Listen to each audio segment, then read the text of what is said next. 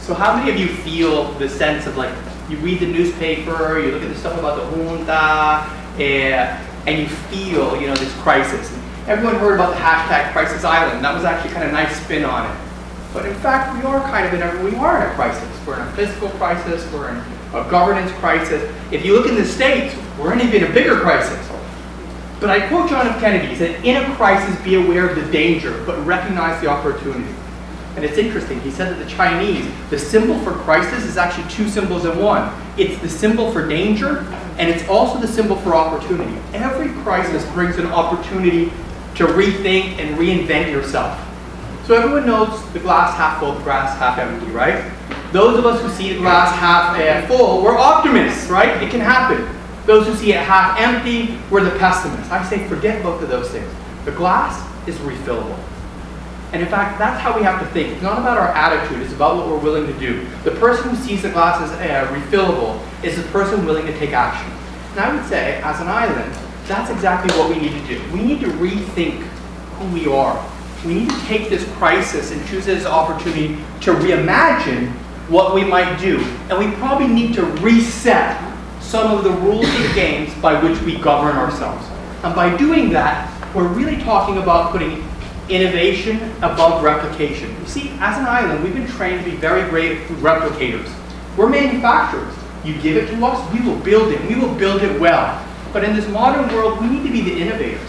See, we need to get away from thinking about making the box and making it perfectly to getting outside of it and coming up with the ideas. Because every modern Western economy is there. They're innovating. And these are the good jobs. When people say we want to maintain every job in Puerto Rico, well, do you want to maintain a job that pays $1 a day? Because the Chinese can do that. We don't want to do that. So here's some things that maybe we could start thinking about. One is, if we want to innovate, find a problem you have and fix it. Sometimes the best way to start innovating is to look at what your problems are and then own that problem like no one else has. When they say startups, they tend to find something that bothers them and they go out and fix it. I give you this example. Israel is surrounded by countries that don't like them in a region of the world where water is becoming more and more scarce. So they said, we are going to become the innovators in how to desalinize water. No one had been able to figure out how to do it well enough that it was cost effective until Israel put their nation's mind to it. Today, 50% of Israel's drinking water comes from the sea, and they're able to produce it at a lower cost than getting bottled water, basically, right? They have innovated around a problem they have. It makes you wonder, we have a lot of problems. We got a lot of problems that are fairly unique to us that we could be innovating around. The second thing is, use scarcity as inspiration. They say scarcity is the mother of invention, right? And when there's less of something, which, let's face it, there's going to be a lot less money in Puerto Rico for a while. There's a lot less of things. Suddenly people get very focused on coming up with great solutions. Well, I give you a kind of a cute example from Sweden. Sweden has actually, in order to get people to just quit throwing things away and throwing it into their landfills and buying new things, what they've done is they created a tax credit where if you get things repaired, it's actually a lot cheaper to get it repaired, and half the labor cost of repairing big things can be written off of taxes. But it also means about saving people. Some designers from Silicon Valley went and found extreme poverty in Nepal, where children were dying of hypothermia, where in a Western country they would never do that. And they invented this like blanket heater that keeps children alive. But they invented around a nation that had scarcity. We have scarcity. We could do that. Number 3, harness the talent of more people. We always seem to want, lately we've been talking about startups. The startups, they can invent this and they can create this business, and that's good. But we need to get more people involved in our innovation. Let's face it, we've got highly talented people, but they don't think about innovation enough. I'll give you an example. Let's create a challenge around innovation.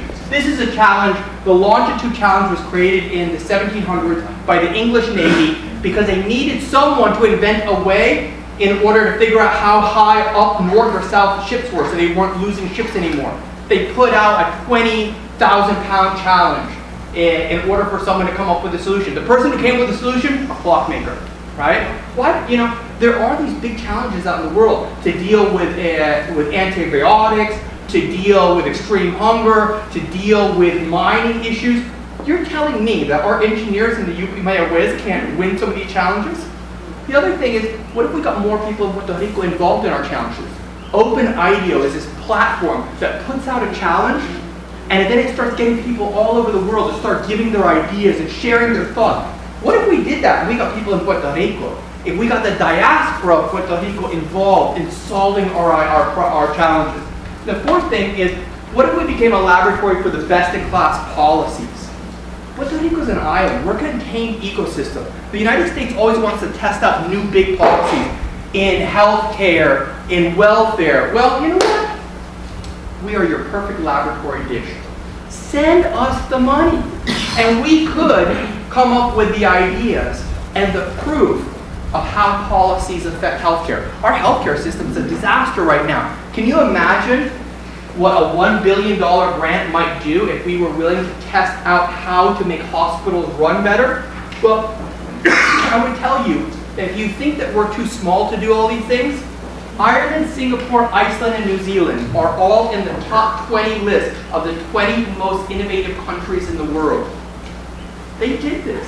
Most of them are our size in population, right? These are islands of ideas, islands of invention, and we should be one of them too. So what I would say is we have to reinvent Puerto Rico. I love this quote. Sometimes you need a little crisis to help you realize your potential. And I think that's how we should see our crisis. Right now, it's an opportunity to clean the slate, to do the new thing, to reinvent ourselves. And maybe in 5 years' time, we're saying we're not the crisis, we're the example. Thank you.